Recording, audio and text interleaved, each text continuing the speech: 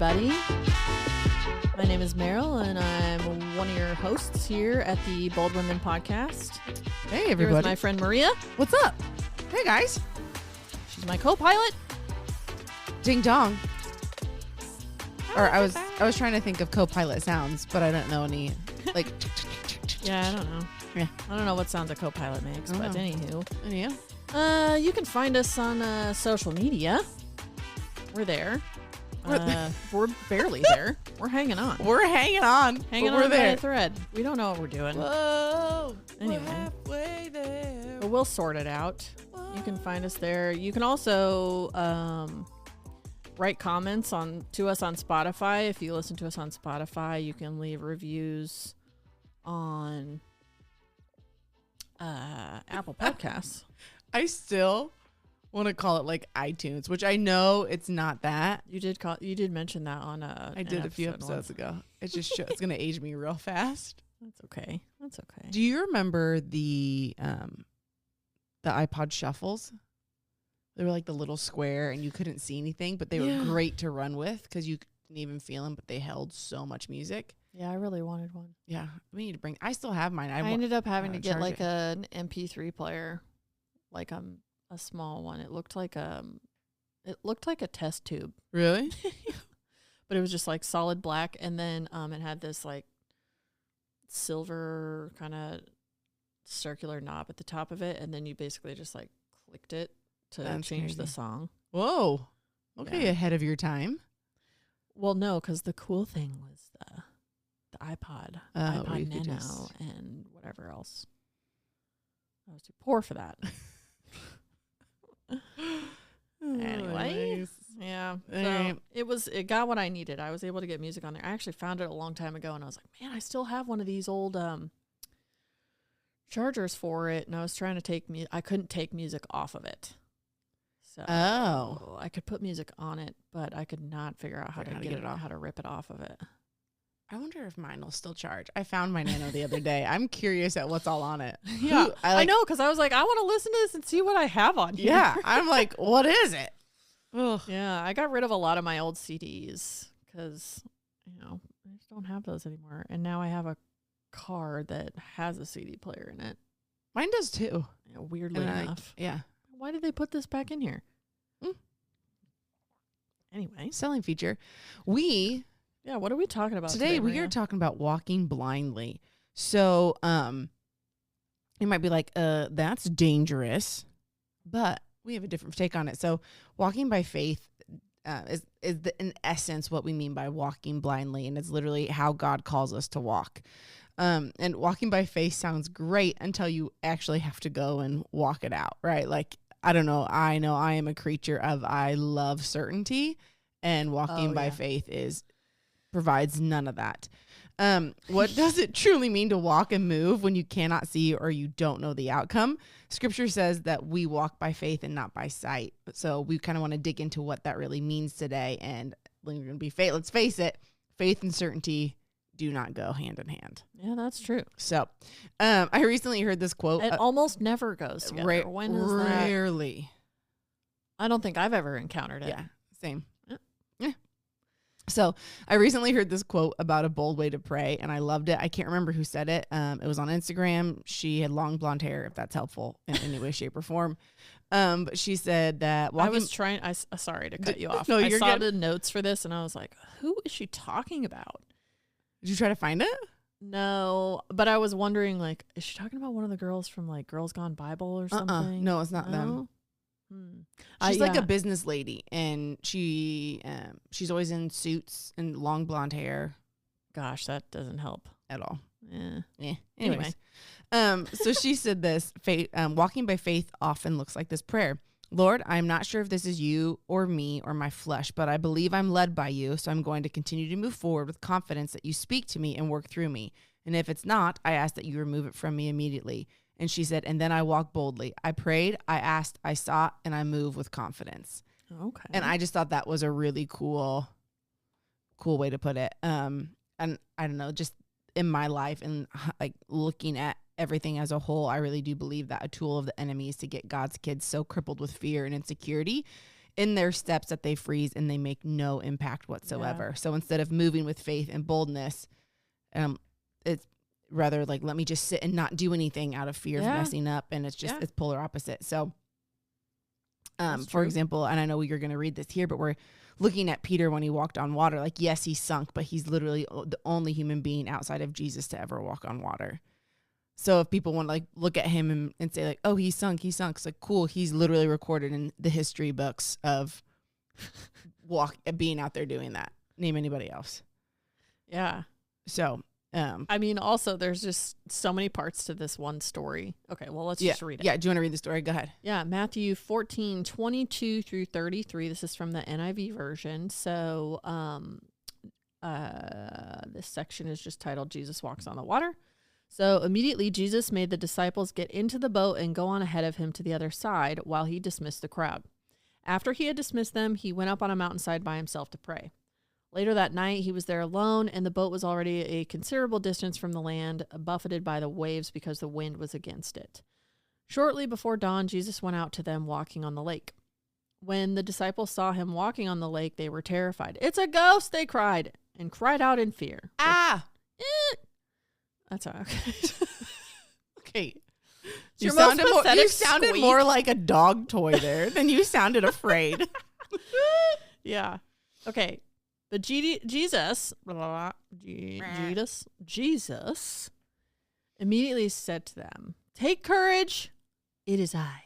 Do not be afraid." "Lord, if it's you," Peter pipes up. We love Pete. "Tell me to come to you on the water." "Come," he said. Then Peter got down out of the boat, walked on water, and came toward Jesus. But when he saw the wind, he was afraid and, beginning to sink, cried out, "Lord, save me!" Immediately Jesus reached out his hand and caught him. "You of little faith, why do you doubt?" And when they climbed into the boat, the wind died down. Then those who were in the boat worshipped him, saying, "Truly, you are the Son of God." Have you seen the Peter walking on water clip from The Chosen? No, but I actually saw fighting a yawn. Dang it, now I'm fighting one. Yeah, hope you don't do. Sorry, guys. Come on. But I did see a real. Oh my gosh, get to the point, Wilson. It was like behind the scenes. It was showing them how they made it. Yeah. I don't know why that took so long. Words are hard today. You are doing so well. Words are hard today, I suppose. But yeah, no, that's what I saw was the making of it, and then they showed like a clip, like kind of after of Jesus walking. Yeah. I heard a pastor. He was talking about how like bold, like let alone Peter walked on water, but how bold that really was. And the pastor like went into like what the storms on that sea are like, and how treacherous and how exhausted these men would have had to have been. And then he even mentioned up the part where he was talking about how like they fear like it's a ghost, how culturally at that time people believed that ghosts lived in the water. Yeah. So very much of we really think this. They weren't thinking, oh, this is Jesus. They're absolutely terrified. Yeah. But I don't know. I just look at Peter in this and I think, what a bold dude. And I don't know. Part of me is like, I think that's why God picked him. He just had he lacked a filter most of the time. Yeah. But also, I feel like I can relate to Peter in a lot of ways, which I think we all should, because Peter's just one of the most real believers out there, and I just love his humanity. Yeah, I agree. I think one of the things that I related to with him the most was that, like, I think of myself in work situations, and oftentimes I have been like spoken to by another staff member after I've had an encounter with somebody who is, higher up in my firm or whatever. And I just talk to them like they're a normal person, or, just whatever. Or I will ask them something very directly. And then afterward, the conversation ends, whatever. And I'm sitting here thinking in my head, oh, it's a good interaction. And then, you know, somebody that, like, one of my coworkers, I've been told a couple of different times, like, I can't believe you just, like, straight up asked them that question. I was like, well, why not? Yeah. You know, what's funny to me is just a little, you know, aside thing, but, like, it's funny to me that companies and things like that will profess to be, you know, an open door policy. Come to us with whatever.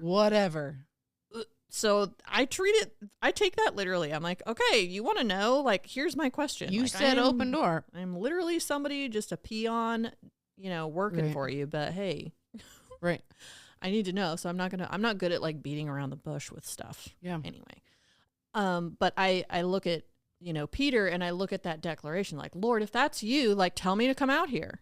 Right. You know, and most people would look and they're like, he's the Messiah and you're addressing him like that. Yeah. Like, that is wild.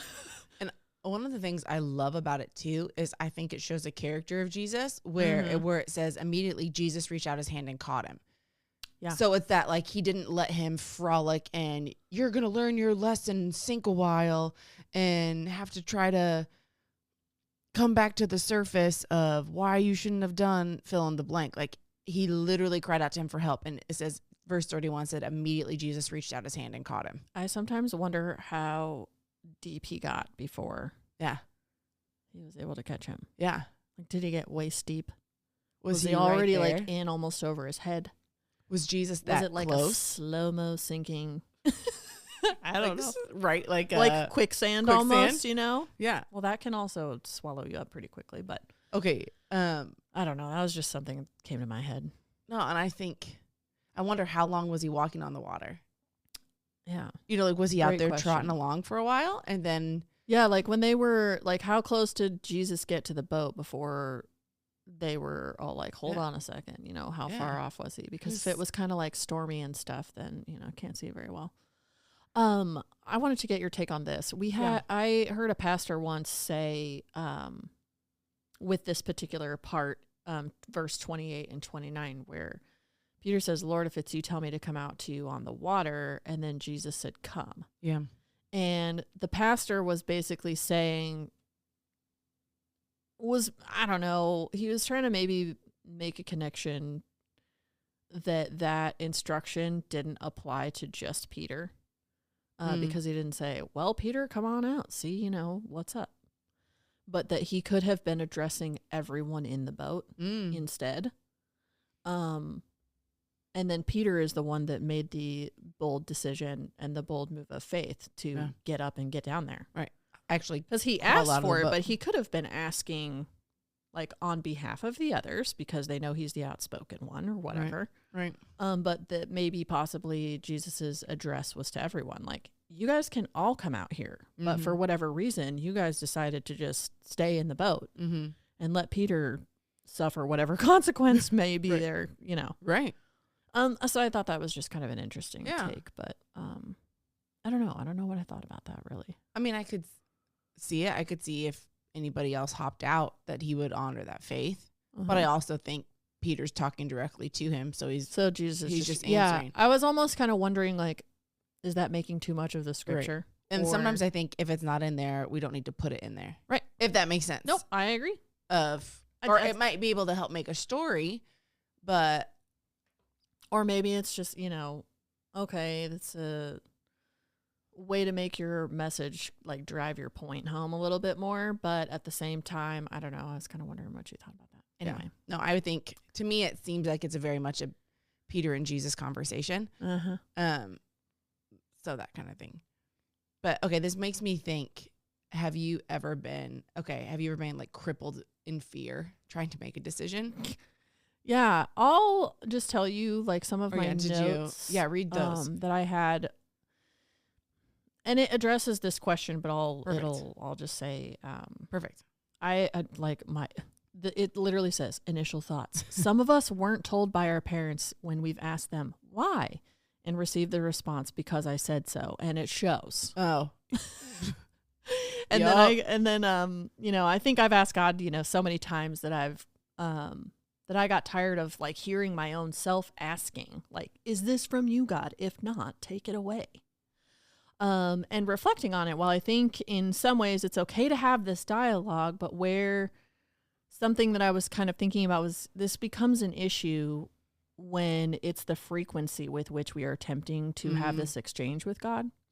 And when it is constant, I think that is, my first initial response was, in my notes here says, I think that's sort of a passive aggressive question and request that allows us to shirk any responsibility from ourselves. Yeah. So by saying, take it away from me.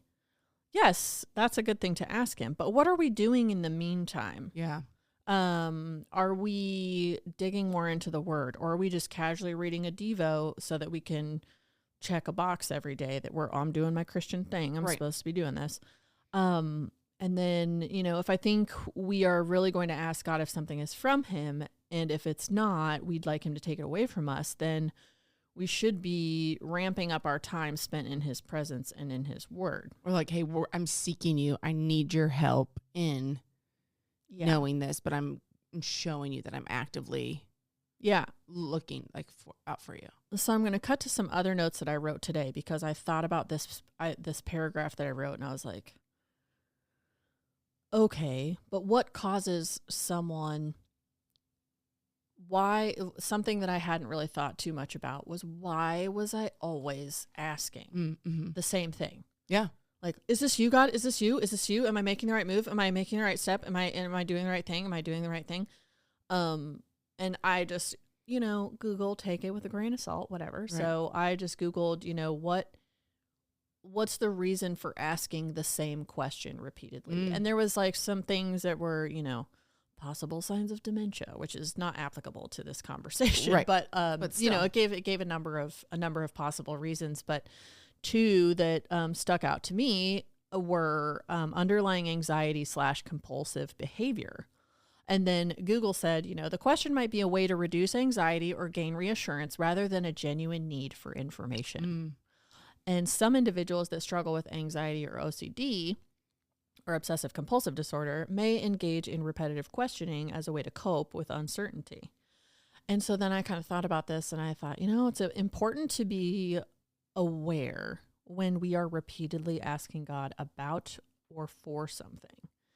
And what I mean by that is, what is our heart position? And then I thought of Matthew 6:33, and in the English Standard Version, I believe, ESV, says, but to seek first the kingdom of God and his righteousness, and all these things will be added to you. So that came to mind, and I was like, okay, so if we understand, if you've been a believer for a while and you understand your relationship with God, like, he always comes through, he always has some kind of answer, solution. Yeah. And a lot of times we acknowledge in our minds, like, I know that I want things to go this way, but I also know that the Lord knows better than me, and he will probably present something to me in a way that I do not understand, or it's going to look really different, right? It's going to require a level of faith and trust.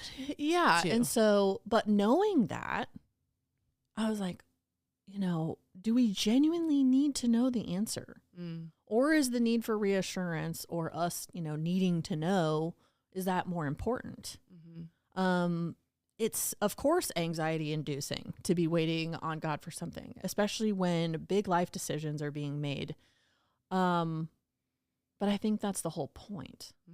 We're allowed to feel the anxiety, but we are to take that to him and to tell him about it, talk to him about it. I'm feeling so anxious about this, Lord. Yeah. I am crawling out of my skin because I don't have an answer for this. And I really want to believe that you're going to take care of me, because I have seen you do things for me and come through in my life over and over and over again. I know that, and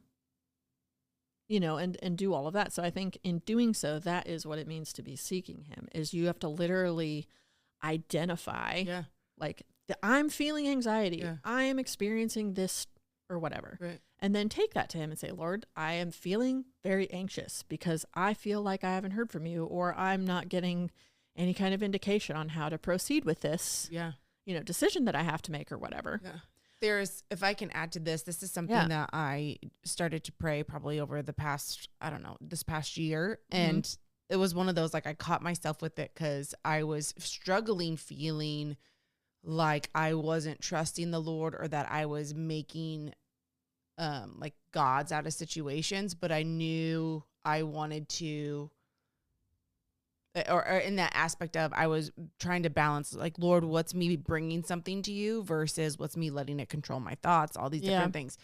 And I do, I'm working on, let me put it this way, overcoming some OCD tendencies. And so one thing that I started praying, and it almost like broke something for me too, where like broke the shame off of it. And it was this moment where I was like, God knows the way that I'm working on overcoming that, and that like you said, it's the checking the heart position. My heart position is not for the situation to be a God, or not for anything to be a God over him. And the fact that, like, Lord, I'm coming to you with it. Like, I'm not just sitting there ruminating. I'm coming to you. And I remember I started praying, Lord, I know you know the way my mind thinks, and I know you know how I want my mind to heal.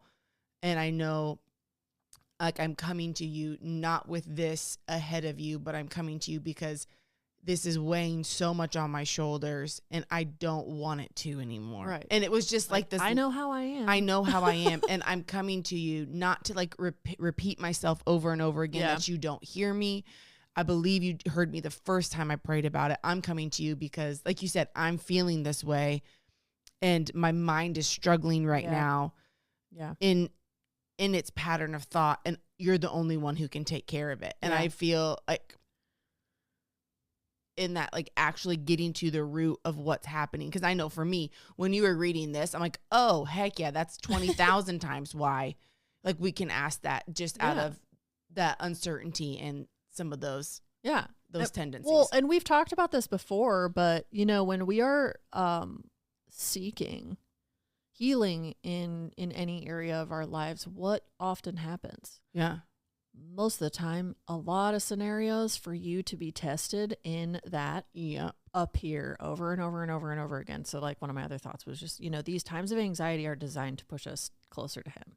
Okay. And it's like it'll keep presenting itself to you until you catch on and go, oh, I really need to be talking to God about this, instead of, you know, capturing it in my head and letting it start the spin cycle all over again, you know? Do you want to hear a cool moment? Sure. So this morning, literally, I was like, I didn't read this part of the notes yet, but I was journaling this morning, and oftentimes, like, when you hear people, if you're new to faith too, if you hear someone say, like, I feel like God told me, it's not like it's an audible voice. Yeah. It's not, and it doesn't happen every day for me. So I'm not even saying that, but this was like, just a moment. And I literally wrote, Maria, in this note, I felt like I heard the Lord tell me, Maria, do you realize that you and I are closer than ever? Mm-hmm. And it was like this sweet, and I just started crying. And it was this, like, everything over the past 2 years probably has pushed you closer to me, and a dependence on me that, and it just, like, it hit me that way. And then it reminded me of the Beatitudes, and how so many times where we want life to, like, because it's like, I want nothing more than to be close to Jesus. But it's like, it's in those moments, it's in these anxious moments, it's in these times that it's like, literally, am I clinging to God for, like, every breath that I have? And I don't know, it just, like, and then so reading that just put a smile on my face, because I was like, I literally just journaled that this morning. Another reason people tend to ask a question over and over and over again was that's applicable to this conversation is stress. Go figure. Wow. So Google said high stress levels can sometimes lead to memory lapses or difficulty concentrating, causing repeated questioning. So that makes just total sense. Because I have seen this in my own life, you know, if we're operating in high stress, our senses and our ability to hear from the Lord can get impacted. So it's like, if, you know, your body's just pumping cortisol, like it's going out of style.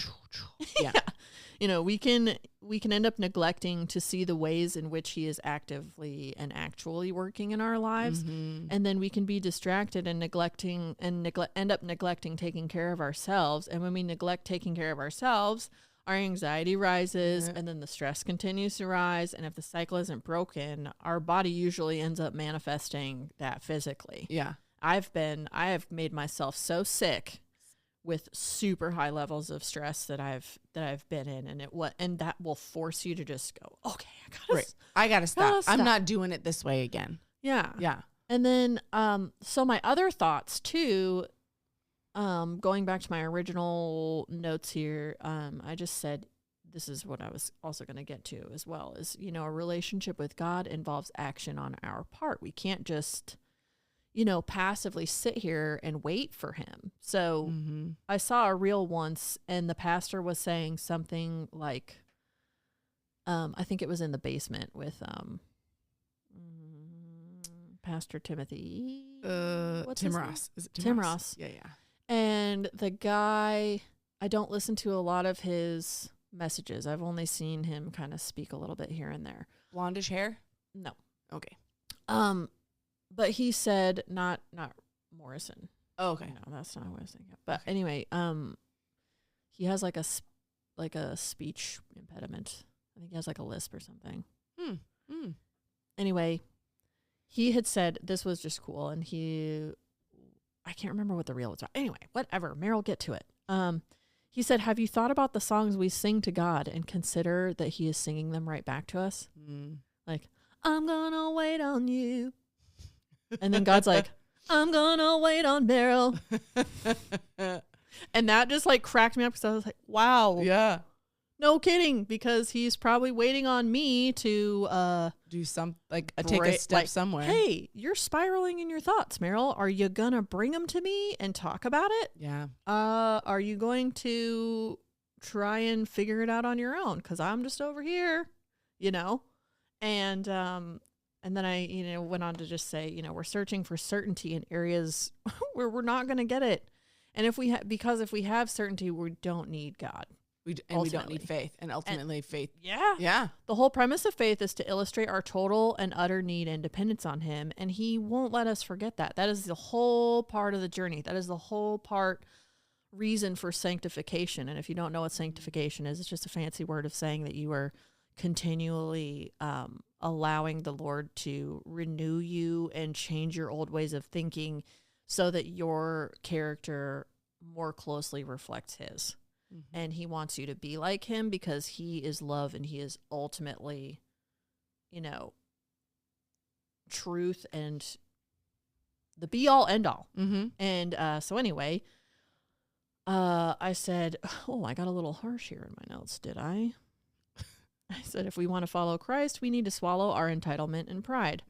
If we truly want him to bring us into the good things that he has planned for us, we cannot be questioning him in this way. We blindly get into airplanes, trains, ride service vehicles, and trust that we're going to make it safely to our destination. And that is and that trust is put in complete strangers that are flawed and human. Sometimes criminals. Yeah. Some may say like, okay, cool, Meryl, but that's what I've been doing. I've been fasting. I've increased my time in worship and in his word. I've plugged more into serving in church, and I feel like I keep asking and he's not answered, or nothing has happened.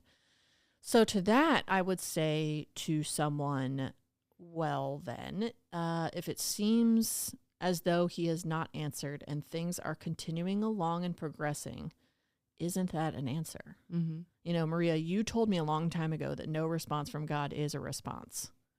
And sometimes that just means stay the course. Keep going. Yeah. So why are we spending one of the big questions I had after, you know, kind of reflecting on this topic is, why are we obsessing over getting a clear or audible response from him when we know that that's not his nature for the most part? He has audibly spoken to people. Yeah. Look in the Bible. He speaks to Moses. He speaks to Elisha. But by and large, he speaks to us in just really small, quiet moments, and in other ways, in a lot of other ways. Yes, go ahead. I think too, some of it is, I know for me, the wanting to hear is because it's like, I'm wanting to hear on my time. Like, okay, Lord, I'm seeking you. I need this answer now. And he's like, okay, cool, you stopped me. And I feel like for me, typically, I don't get my answer while I am praying. Oh, yeah, me either, never. Like, rare. Usually it comes days or weeks. Rarity. Usually it comes days or weeks later. But yeah, it'll be, I can think of literally one time that I can tangibly say I was praying and I was fasting and I was over a situation, and I had and it was a verse that dropped into my, that came to mind, and it was exactly what I was praying Nice. over. Nice. But that's once that has happened to me in prayer. Yeah. So, but yeah, I'm saying most of the time it comes through a conversation I have with somebody. That just happened to me this weekend. I had a conversation with someone on Sunday. I was praying about something Sunday morning, and I had a conversation with someone on Sunday at church, and it was everything that I had just prayed. I didn't get anything in prayer. Yeah. But it was from a conversation with somebody, Yeah. and it was like I felt like lightning bolts were shooting through my gut, and I was like, okay, but or it'll come 2-3 days later, and I think some of that's when our mind's not trying to figure it out, and so our spirit's more awake than our mind, because our mind will try to tell you, even from the good and bad. Well, God's not going to say yes. See, of course he's going to say no to this. Like, that's going to be what our mind is. So we can't hear on either side whether he says yes or no sometimes, because our mind's trying to calculate it and figure it out. Yeah, it just harkens back to the age-old trick of the enemy. Yeah. Did God really say that? Did God really say that? Did he? Yeah. The definition of insanity, right? Mm-hmm. It's doing something over and over and over and over and over and expecting a different result each time. Yeah. So the question that I had with that was, is that not insane to be asking God the same thing over and over and over and expecting him to change the way he's decided to respond That makes me think to our request or question? It is biblical to do our best to keep from spiraling over things. Scripture tells us that worrying doesn't add a single hour to our lives, so it is a useless thing to do.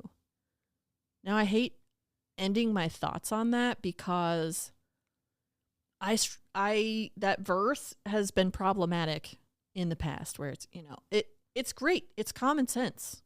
Worry doesn't add an hour to your life. You know what? You're absolutely right. And sometimes that helps people go, okay, yeah. Like, you're right. You got it. All right. I need to just give this a rest for a little while. But then sometimes it doesn't work. Okay. It made me think of this verse. And it's Matthew 6:7. And it says, and when you pray, do not heap empty phrases as the Gentiles do, for they think they will be heard for their many words. Yeah. Oh, ouch. Yeah. I think that sometimes I have done that where, same. I think even in, I know for a fact, I'll even just let you guys in on this. This is how my prayer life kind of looks like with God sometimes, where I'll say, Lord, I'm coming to you again, and I think you know why. Facts. It's me. Well, can I read you what verse 8, what verse 8 says? Yeah. You don't be like them, for your Father knows what you need before you ask him. But he also wants you to ask. But the thing is that, they can't be empty questions, just because for the sole purpose of trying to ease our own minds or try and figure out what's around the corner, But it has to be genuinely heartfelt. And then you can usually leave it. Yeah. I have found that to be, the more times that I have decided, God, I am right on the precipice of spiraling right out of control over XYZ situation. And I know you want me to talk to you about it. Yeah. And sometimes I don't have a lot of words to explain that or whatever, but it is, I'm going to leave this here. You do with that what you will. Right. I would love this result, but of course, I know what happens when I try and tell you what to do, so I'm not going to. Right. Right. And I think you hit it spot on too. And I know you and I have had conversations about that, of inviting God into your feelings, because sometimes it's we don't know how. And so that, Lord, I don't know how to do this, but I'm angry. I'm anxious. Mm-hmm. I don't know what's going to happen. And I'm really afraid this worst case scenario is going to happen. And my mind's going nuts trying to figure out how I could walk through that again. Yeah. I don't know what, and even telling him the heartfelt spot, I don't know what to do. I don't know how to give it to you. Mm-hmm. I need your help. Yeah. And just being gut honest with him. And I think that's when he can actually get in. Yeah, because and start to do something. Because not physically saying that out loud is basically perpetuating a false sense of control. You somehow can figure it out on your own. Or I think Because you're keeping the thought shut. He knows your thoughts. yeah. But he wants knows you it's there. to literally say it. Well, and I think that, and this is not a knock on the Word of Faith movement that has happened, and for those of you, Or is it? dun, dun, dun. But I think sometimes in different, we call them like camps, right? So these different, basically, they're kind of like denominations within Christianity without being formal. What is? The Like- Word of Faith movement? in Yeah, and or of like itself? thinking of like Word of Faith church, like it's like a denomination of like what they like, what's believed, what's taught. Like you see what I'm saying? I see what you mean. Like kind of like, okay, you got your Word of Faith people, you got your Pentecostals. Yeah. Is that what you mean? Yeah, And you have then you've got Pentecostals. You have what are the people that the Baptists fall into?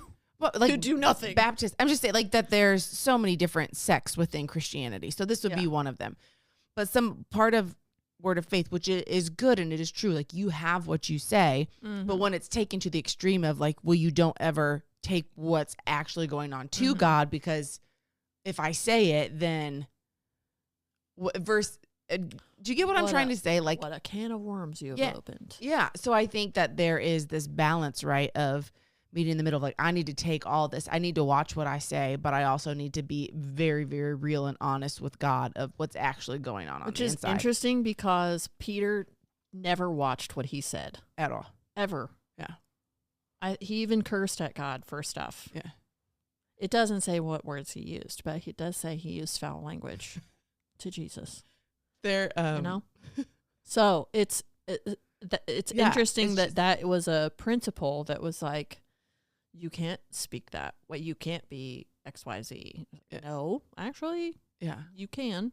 And I think that's when God can get in and say, like, I don't want to stay here, though. Don't like your mouth, but What- hey. Shout out to maybe- Philip. If you listen to any of our Ask the Counselor episodes, I had an appointment with him last week, a couple weeks ago. How's he Remember what doing? it was? He's doing great. Yeah, he got a new office. Nice. It was great. I cried for half the appointment. We were doing good, you know? Right. But he said something. He said, if you want to know what being a Christian is like, read Psalms. And he said, if you want to know how to handle emotions, how to handle like doubt, how to handle disappointment, how to handle joy, every Loss. aspect, Yeah, loss, celebratory times, all those things. that's true. Read Psalms. As a believer, how am I supposed to respond to this? Read Psalms. I was like, David also, yeah, very candid guy. yeah. Yeah. And I loved how like Right. David too goes throughout and he's like, God, where are you? But I'm going to remind myself of the things you've done. I'm here, but I'm Yes, going to yeah. remind myself of what Yeah, what a you've guy. done. Anyways, What a guy. how do you feel like the Holy Spirit speaks to you when you're facing a decision that takes like a big leap of faith? Or do you notice tendencies when you're just like, okay, I can tell he's starting to get me to get uncomfortable? No, because Okay. I think that even in times where I'm supposed to be comfortable, I'm not comfortable because I'm like, something's up. Things feel normal, or things like don't feel weird. So, and I say that kind of in jest, but most of the time, I can tell. It is usually when he's quiet. Mm. Most of the time, if I have a big decision coming, he's not saying squat to me. Mm. You know, Mm-hmm. he's talking to me when I don't have something big coming. Yeah. Usually, at least that's how I've noticed it. Is like, it's just a total no, Meryl. You have for so long taken steps on your own and tried to figure things out on yourself. If I'm telling you what to do, then you're gonna go back to thinking like, oh, well, I got this sorted out. Yeah. I could do it because Yeah. God told me or whatever. And then I'll end up going back to just relying on myself for things. And so that Yeah. the byproduct of living a life like that is I'm met with silence a lot. Yeah. I feel like and this is kind of too where the Holy Spirit works with everybody differently. Yeah. So you said byproduct of life. I tend to be, I loathe just sitting and waiting for things to be done. Like just get up and do it. I don't know if that makes sense in my head kind of person. Like I don't like when messes pile up. Oh, yeah. I don't like when, anyways, I think it's just our personality. our types. personality types. So I feel like for me, oftentimes when I know God's getting ready to do something, I feel like a discomfort or change on the inside long before I actually ever see it. Yeah. And then it's one of those, okay, I know things are changing. I know I'm changing. I know XYZ is coming down the road. When? I don't know, because now you get to sit. What is it exactly? Who's to say? And when? Who's to say? But you're going to sit and you're going to, you are not going to try to take too much action because like I'm letting you know. So when something does come, you're going to know and you're going to be like, oh no, God told me that a while ago. I can go with it. But you've got to learn how to sit in the middle and not do and like just let and be. And so that's like a big lesson that he continually teaches me on when things move and when things get ready to move. Well, dang it. Yeah, I wish it was that, like, pray, answer, and then a week later stuff comes, but that doesn't seem to be the pattern of my life. No, it doesn't. Yeah, no, it doesn't. But there's a lot of people, you know, in the Bible who, who make very large leaps of faith. Yeah. And they're on nothing. Running on nothing. And we or they are running on something that the Lord like literally said to them. But. Right. Well, we mentioned this in an episode coming up, but we kind of go over Hebrews 11. And if you ever have questions about Hebrews 11, go read that. It's called basically like a hall of faith. And it is story after story after story of people who literally walked by faith. Abel, Enoch, Noah, Abraham and Sarah, patriarchs, Moses, Rahab, there's other heroes, Gideon. I mean, just Samson, David, Barak from Judges 4. Jephthah, Judges 11. I mean, I there's... don't remember that story. I'll have to look it up now. But literally there's stories after stories of people who took leaps of faith years later, moments later. And I think that's ultimately why there's a scripture that says without faith it's impossible to please God. Yeah. I don't think he wants perfection. I think he just wants absolute faith in him. Yeah. That he's going to be there and that you want him to lead you. And I think that's half the battle. Like, Lord, who was it? Not Beth Moore. She has dark hair. It's kind of salt and peppery. Lisa Bevere. She talked about, not Beth Moore. But she was talking about how one of the number one questions she gets asked is, I don't want to miss God. I don't want to miss what God has for me. And she said, it's not that small that you can miss it. The plan and will of God is huge. Yeah. If your heart wants to do what God has you to do, you're gonna walk in it. And I just love that. Like it just kind of took. It's so much the heart side of it. Should take some weight off. It should take some weight off. So that's good. Anyways, well. I think with that, do you have any other thoughts? No. Okay. Not really. Me either. That's good. Well, I hope that you all enjoyed today. Yeah. Just go out and make good decisions, I guess. And remember, ask, like, if you're feeling something you don't know what to do with it, literally just sit and ask God into it with you. Yeah. He wants to be a part of it. So good. So good.